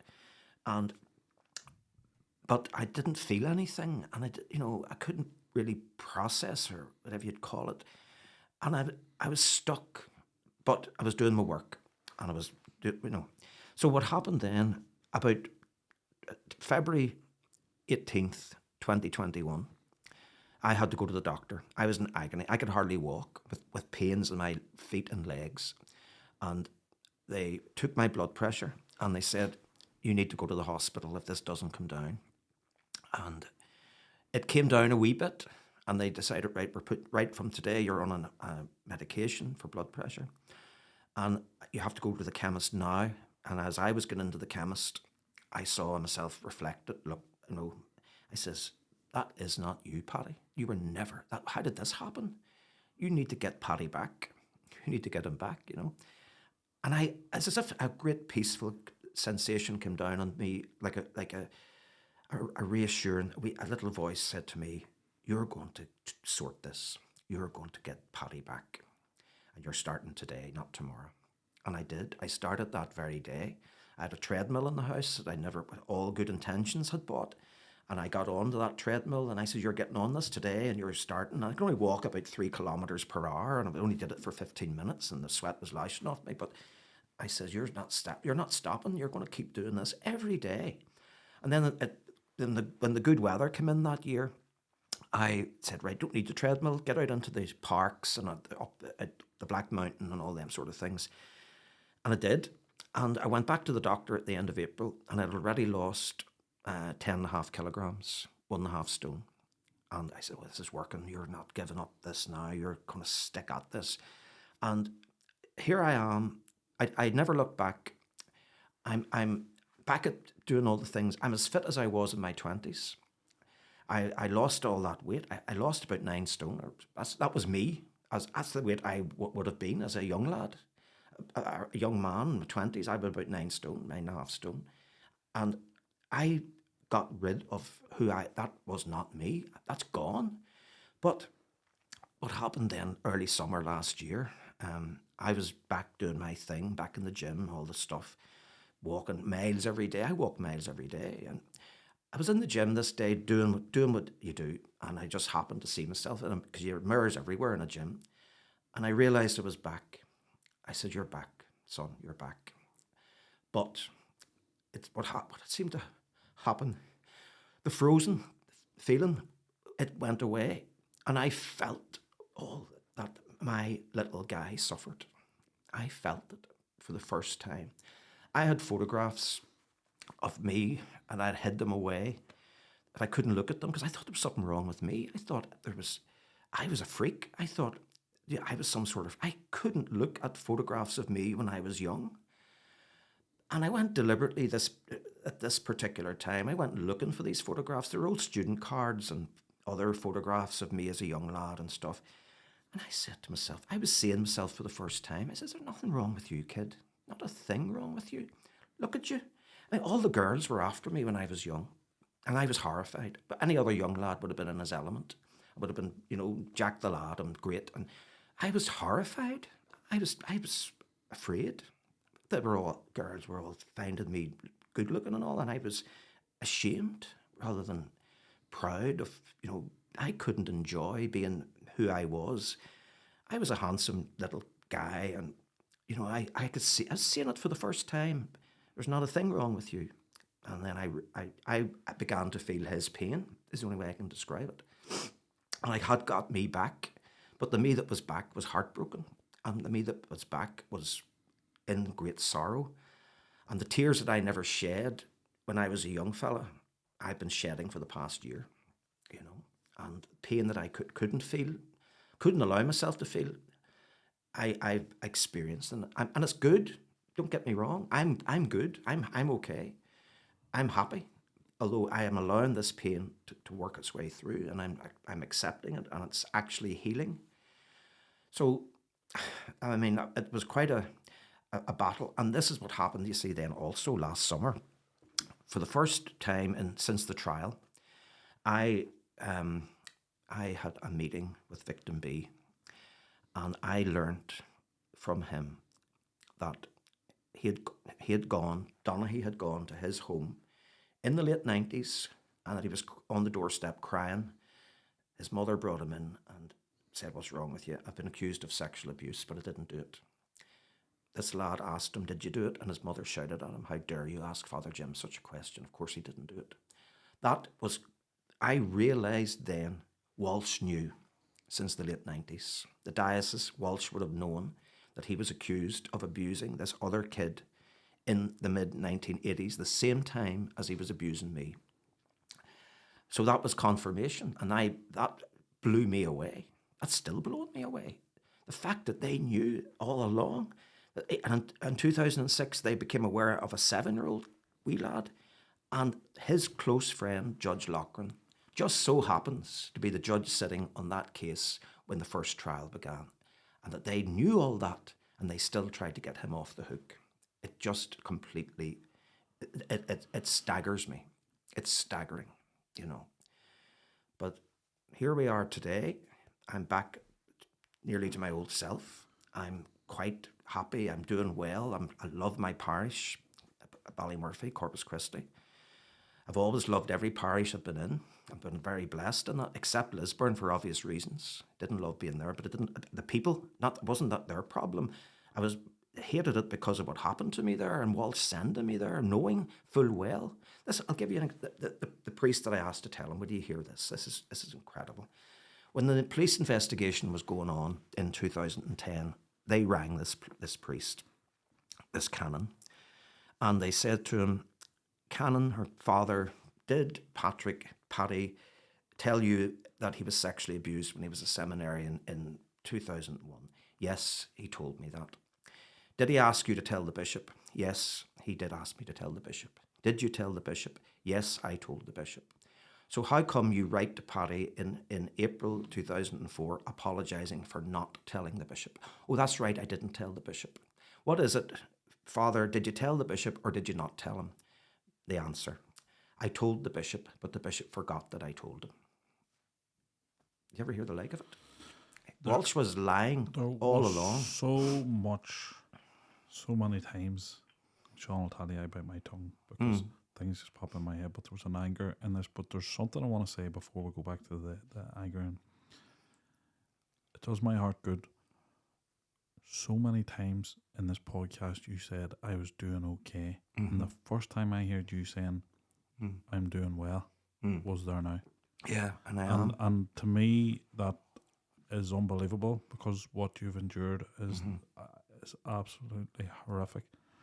But, Father, we've touched over a few things, and we're well aware of a lot of historical clerical abuse that's come out. Yeah. And we're well aware of how the Catholic Church went about it, and denying it and sweeping it under, and all the horrible things. But sometimes, and you've named Wash, and there has to be more than just him. But just in this example, who is worse here, the perpetrator or the facilitator? I think the facilitator, definitely. The person that can actually stop it. Yeah. In one fell swoop. Yeah. Like what how, sort of this? person? This man? Yeah. How it's if anybody's listening to this and not watching this or watching this, the evil picture that have developed of this bishop. Now, I'm going to say this here, and this is always the way. We 100%. I have no doubt in everything that you've said is correct. People will then jump to us and legalities. No, we haven't checked this legally. We don't know the judge. We don't know Bishop Wash. But I'm taking you at what you say to me, and I can feel it. Yeah. Can I just say something about that? As I said, over a year ago, I decided to use social media because I had been writing to Walsh for 20 years. I'd been writing to Gemma Loughran for about 8 years or 7 years. Not one letter was ever acknowledged. But there's a plausible deniability, and they would have been marking their own back. Well, getting another priest to tell you something that he said puts a barrier between you and directly him, and having a private meeting of only you and him. Yeah. If you're discussing historical sexual abuse, there should be more than one person in that room to verify what has been discussed. True. Because there's plausible deniability in all of this. Yeah. It didn't tell me, or I don't remember that. Even, as I said earlier, even if this priest hadn't told him in May 2001, I told him in February 2003, and he never answered me. He never responded. I had to push the issue with him at that 1st of April meeting. I had to really push the issue, and then only then. And he was still doing nothing until the end of May, you know. But it's till legal advice. Oh, I know. When they realise that, wait a minute, we can't contain this within our powers. This is now going to take something of its own. I know. And where do I get pulled into this? Yeah. This is what angers me in this. Yeah. If I come to Sean and said, somebody in a position of power is a paedophile and a rapist. Yeah. And you do nothing about that. Yeah. Like, it's within your power. Yeah. The point. This is what got me, and this is what makes the topic so hard, brother. Yeah. Is with religion and with declining numbers, and obviously, I have to question. I genuinely have to question, Father. You must have some love for God, because I would have found it hard to maintain my faith. Yeah. I would have been, where's God in this? I can understand. I genuinely that, would. And I don't want to go down that road of this has been well documented on how they handle it and the mishandling, and this will go on. Yeah. And there will be more and more comes out. Yeah. And rightfully so. Rightfully because so. Yeah. And you know, I find it great that when you said the new bishop said, I support you. Yeah. Because he'd have been in a very hard position supporting a priest, not just a member of the public that has been clerical abuse, but supporting a priest knowing it's making it harder for the chapel. Numbers are declining. Yes. Totally. The uptake in the priesthood's declining. Yeah. It's making it harder. So to support something that you know is going to hurt the thing you love, but you got to weed out. Exactly. You got to get rid of the evil. And like there was people used the guise of the power of the chapel, which we know they didn't have compassion. Yeah. They used to joke about of mercy, of no mercy. I know. Like it was absolutely dreadful and awful. And there's so many people. Like my worry is something that angered me sometimes is old age and death got to them before justice got to them. Exactly. Like time's running out See, to get Walsh- justice for some of these situations. Walsh is an elderly, very elderly man now. He's 92 or 93, but he has his faculties and he's unrepentant and he's about to be held to account. And he wasn't 93 when he was in the position that you're talking about as Bishop of the Diocese of Down and Connor, knowing all this stuff and doing nothing about it and covering it up. He wasn't an old elderly man then. I live in Ballymurphy in the parish, and our families who were the Ballymurphy massacre, they sought justice and accountability. It wasn't about this. Some people have, and meaning well, have said to me, this comes across as if you're looking for revenge. It's not about revenge. It's about truth. It's about accountability and responsibility being afforded where it belongs. It's about justice. That woman, Loughran, there were no consequences for her. I was told I was too late in my complaint. She did an even worse thing than it was. No, as bad. It was terrible. She actually ruled off the pitch. One of the worst incidents of abuse that happened to me was one night when Donaghy actually drugged me, and pretended that I was being sick physically, and he told me that a doctor, a well-known West Belfast doctor, very well known politician as well, had rang him and he told him to give me a Valium and brandy. And he said, the doctor says you have to take this, and I took it. That's very, he was a bully. He did what you were told with him. But I remember very little after that. And he put me into a bed, and he got into the bed with me. And I sort of blacked out. I blacked out. And that I used to call that the Dr. XX name incident, and Loughran ruled that off. And I remember when they told me that, I banged the desk with my fists and nearly broke my knuckles. She actually, and it wasn't ever brought back in. I mean, as there was plenty of other stuff, it didn't need to be really, I suppose, but she actually ruled that out. That was not to be admitted. That was one of the worst. I don't even remember what happened. I blacked out. And God, we can imagine what happened, because I always resisted. What he did by force.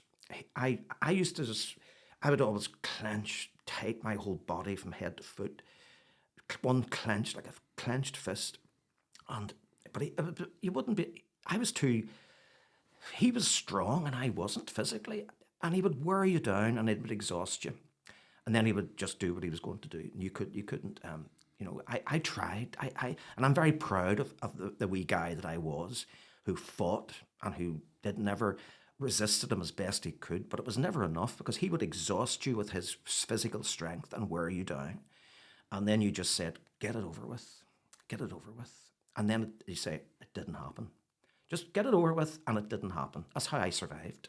That's how I coped. But that awful incident, she decided that was not to be admitted, that particular one, but there was plenty of other ones, okay. But she got away with that. And when I went to complain, I was told, you're too late. And she got away with that. She sailed on into retirement. And I started, as I said earlier, naming these people publicly, because I every other way was exhausted.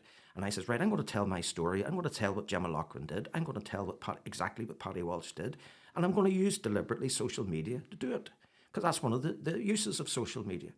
And I did it, and I was half expecting. I confronted Loughran 10 years ago in March, the 19th of March, 2013. Yeah. I confronted her. There was mass. The new Pope, Francis, had just been elected, and there was a mass to celebrate for the new Pope. And I was there celebrating the mass. And I saw her. She was in the congregation, and I waited for her outside. And I went up to her. I says, are you Gemma Loughran? Because I'd never met her. I knew who she was, but I didn't know her personally. I says, but I recognized her because I had Googled her. I says, are you Gemma Loughran? She says, yes, I am. I says, I'm Paddy McCafferty. I'm the priest you tried to destroy. You know what she said to me? Well, it's very nice to meet you here this evening. And she turned on her heel and walked away. And I followed her. And I says, hey, you, Mrs. Loughran, for all your piety, you're actually evil. Because she's a very prominent Northern Catholic. I says, for all your piety, you're evil. And she wouldn't look at me, and she never opened her mouth, and then I walked away. And then I met her again a couple of years later, well, not that long ago, just before COVID there, in 2019. It was a big diocesan conference and she was there. And I reached out to her and I said, I think it's time you and I had spoke. And she says, I was very hurt by what you said to me that evening. And I said, you were hurt? What about, have you any idea of the impact of what you were doing had on us, the victims? I was doing my best in that situation. And I said, to do what? And then I prayed for you. She says, have you? And I just walked away. I said, she doesn't get it, so there's no point. You know? I done the best for you in that situation. There shouldn't have been a situation for her. No. She shouldn't have been. I actually will go as far to say to you, Father, should it have been a Catholic priest or a Catholic as a judge? Exactly. Because there's a conflict that you don't want to hurt your religion. Yeah, exactly. But you have to deliver justice. Exactly. And there's a misguided idea that if this is, and this is in this country in general, there's a misguided idea that if we sweep the hurts of the past under the carpet, we can move on and that goes. See, that's what I say. I think there were two conflict of interest in that court, Walsh and Donaghy. Walsh's name was everywhere in the evidence, and she would have had to read herself into the case. She would have seen Walsh's name. She played games with the chief prosecutor, and thank God, he was on the ball, and he stood up to her. People won't believe. We've already had a conversation about a judge and the level of corruption, and people don't believe how easy it is that if something's going against you, like that can't happen, and you would have thought that can't happen. But Father, did you ever not feel let down by the Catholic Church? Oh, big time, massively. Like how massively? If he was not if we're well aware. It was sadistic to place you in Lisburn. Oh, it was It horrendous. was an act of evil. It was. I've said that to Walsh. Like that. I said that to him. How can that man be a bishop? Exactly. He should never have been a bishop. Never. I've said that to him as well. And I don't want to be here by rating, but there's a systemic problem. Yeah. And a cover up and at too many levels. And was he just worried about what it would sound like, or how was he implicated that he could facilitate a paedophile to continue on doing what he's doing? Like, there has to be some level of accountability. That's what we're doing now.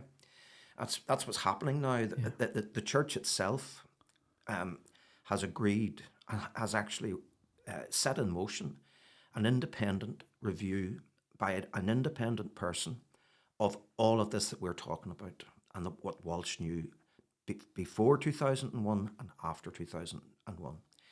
And it's the terms of reference are all agreed. A person has been found a very extremely competent person. It's going to be finished by the end of August. So I pushed for this. I was getting nowhere. And I decided, right, I'm going public on this. Last October, I wrote to Walsh. And I faced him with all of this, moving me to Lisburn as a deliberately vindictive, cruel act on your part. And you knowing about Donaghy long before I went forward, and you were lying to me when you met with me. And Hughes, the priest, I nearly said his full name. Not that it really matters, because people probably know who he is. But the canon did tell you, and the canon was it was your friend, he was friends with Walsh, and he was the sort of man who would have took the blame. And would have agreed to take the blame to save Walsh's face. Well, I have no doubt that he was pressured to say that he forgot and retracted. And it was maybe not a misjudgment on your part that wasn't a misplace of trust. That thinking that this was going to be done right because he was right. But there's pressure that this is what people don't realise. There's pressure can be burned on you. You can be put away. You can scare away. Yeah. But how can he allow you, who he has not acknowledged being a victim, to go and spend £10,000 exactly on therapy because that was keeping you quiet in a way? Yeah, exactly. I was kept out of his hair. And he readily agreed. When I got the legal advice in 2004, I was living in Dublin because I couldn't stay up here. I didn't feel safe. Donaghy was still in his ministry, still large as life, all this stuff on him. And he knew about 2 teenage boys as well as me at this stage. And he was still in his position. And I says, I can't be here. I need to get out of here. So I came up with the idea, go to Dublin, do a license in theology, further studies, postgraduate. And he readily agreed. He couldn't get rid of me quick enough. Get him away, get back down there. And I felt safe in Dublin. I didn't feel safe up here anymore. I had to come up home and up and down home, my mother and father and all that. I had to be, obviously, and that was okay. I had a wee place that the diocese provided for me, and again, he made me feel beholden to him. That was his duty. Sending me to America to get help was his duty, and it wasn't coming out of his pocket. And the people that I had served for almost 15 years as a priest at that stage whom I loved and they loved me, would have wanted me to be okay and get help that I needed. Plus, it was a priest of the Diocese of Down and Connor who caused the suffering that I was experiencing, and they had to fix it. They had a duty of care. Have the Catholic Church offered you counselling? Yeah. Only after the conviction, when it was acknowledged that this happened as fact. Yeah, well, they did, and they did. To be fair, now the first experience was disastrous. She was useless, and I sacked her. I said, "I'm not going back," and I got myself better. I got managed. After I was nearly dead in 2013, I recovered. I got myself back on my feet, stopped the drinking, and got sort of okay, sort of. But I had this therapist who the diocese provided who was useless, and I just said goodbye. And I got myself kind of better. But since what I've talked about began early summer last year, the diocese itself had provided a marvellous counsellor. She's wonderful. She's tremendous. She's the best. I mean, she's like the guy in Massachusetts. She's just wonderful, and she's really helping me through navigate this quite difficult time where it's still quite raw, and I'm feeling the suffering that I should have felt when I was 40 years ago. I feel what my young lad should have felt and couldn't feel because it would killed him. I wouldn't have survived. My life was nearly destroyed, but it wasn't, because my kid was very brave, and I am so proud of him. And he held his nerve, and he got through, and he did get through, and he became a very good priest, if I do say so myself. It's not just me that says that; other people will say it. And Donaghy destroyed these other 2 lads that I'm talking about. One of them wanted to be a priest, and the other was an actual seminarian, like I had been. And he destroyed their vocations. The other young lad, one of them would say, to this very day, even though he's married now with kids, I should have been a priest. I still feel that I should have been a priest. And, he destroyed their vocations. But he didn't destroy mine, thank God. But he could have. I mean, I remember he sent for me. I was home for Easter one time, and it was the Easter holidays, and he summoned me to his place I had to make my way up to him from White Abbey again. My dad didn't drive a car, and I had to get up to St Michael's and Finnegy Road North, Belfast, Andersonstown there, and he summoned me, and I remember him sitting at his desk, and he tore strips off me because I wasn't returning his phone calls. I wasn't answering his letters.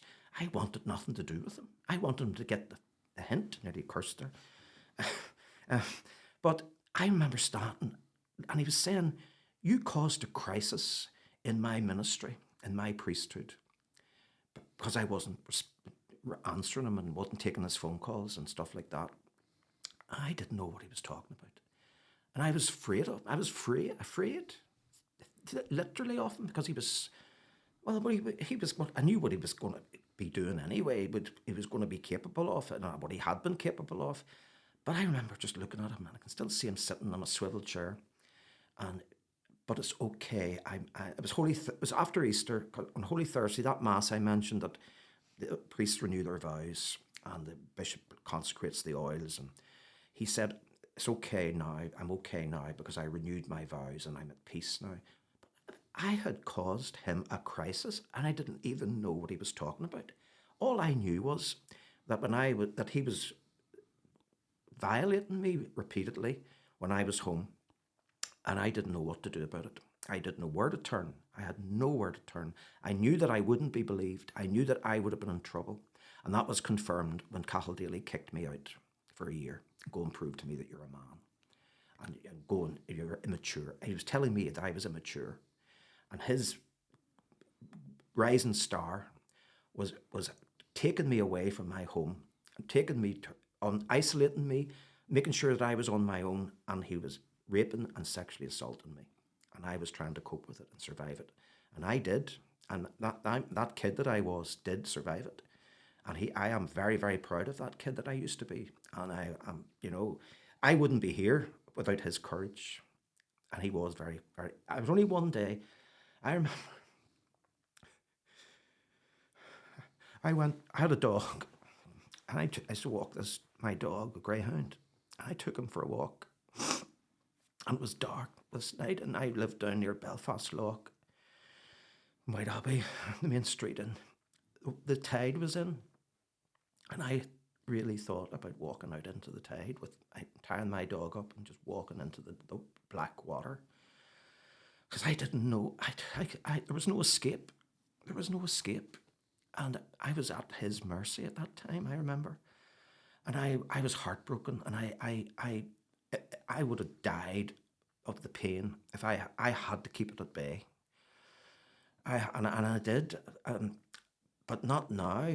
Now I know, I feel, I'm not frozen anymore. I now feel everything, and it's painful. It's all that, but I'm glad. I wouldn't have it any other way, because now I have got me back, Paddy's back, and Paddy will be okay, and he is okay, and he's going to be okay, But it's been a hell of a road, But look, Father, I just want to say thank you very much for telling us your story. And I can see the pain, and I feel your pain, and I'm feeling it here on this side of the table. But just before we finish up, have you a closing message for anybody that you think might be a victim, or what would you like to get? Just your closing message to get out there. Yeah. From being here in the podcast. I would say to them very, very simply, break your silence. Tell somebody that you love, a close friend, a family member. Once you tell one person, you've broken your silence. I remember telling my very best friend, I didn't go into an awful lot of detail, but he was the first person that I really told. And it was the beginning of the road that brought me to this day. Yes, I mean, we've talked earlier about the lack of services and things for victims and therapists and so on, and that needs to be looked at, and that's another day's work. But I can honestly say, when you break your silence, it's a massive step towards freedom and towards healing. And I look back, I started breaking my silence. It was a gradual, you don't have to do it all at once. I started, when I came back from America, and towards the end of 2003, having had Walsh's letter and all that, and Donaghy still being in Bangor and all the rest of it, I gave an extensive interview to the Irish News, and I disclosed that I had been sexually abused as a child. And I also said it wasn't ready yet to disclose about the clerical side of it and Donaghy. I just said I was also abused as a young adult by a man in a position of trust, and left it at that. Now, that article, and not everybody, I'm not saying to go to the papers or go to the media. No, I'm talking about you in one-to-one with somebody, or that you love and trust. But that's everybody's journey is different, and that was part of my journey, was to disclose what I had been suffering from, because people were wondering. I had disappeared from my parish, and I was gone for 6.5 months, and people were wondering what's wrong with Father Paddy, and where is he, and what's the crack? And even my sister heard a rumour that I had cancer and all this, and so I decided, right, I'm going to put the record straight here, and I'm going to do it publicly, because I was a kind of a public figure. I mean, since I was a young priest, I was kind of always in the media. I was a go-to guy, priest, for the media. They would ask me to give interviews about this, that, and the other thing. And then especially when I started to speak out about the abuse and the church, so people were wondering, and I said, right, this is the story, this is the crack. And this is what happened. And it was an amazing experience, and it did an awful lot of good. And then gradually, as we've talked about, I began to disclose about Jim Donaghy at different levels, culminating in the police and the trial and him being found guilty and put in jail. Not everybody can do that or is ready. I wouldn't have been ready to do that 20 years ago. I wasn't ready, and you cannot. You can only do it when you're ready to do it. But there's the little step of breaking your silence and telling somebody that you trust, this is what happened. That's a massive step. It might seem small, might be only one person. It doesn't have to go beyond that, but it's the beginning of healing. Father, thank you for your courage and thank you for your time. Thank you. I hope people out there take the strength in the strength that you had and talk to somebody. And remember, you can't outrun trauma. You got to talk to somebody about it. Yeah, exactly. Thank you, Father. True. Thanks so much. Thank you, Father. Thank you, and thank you, Aidan.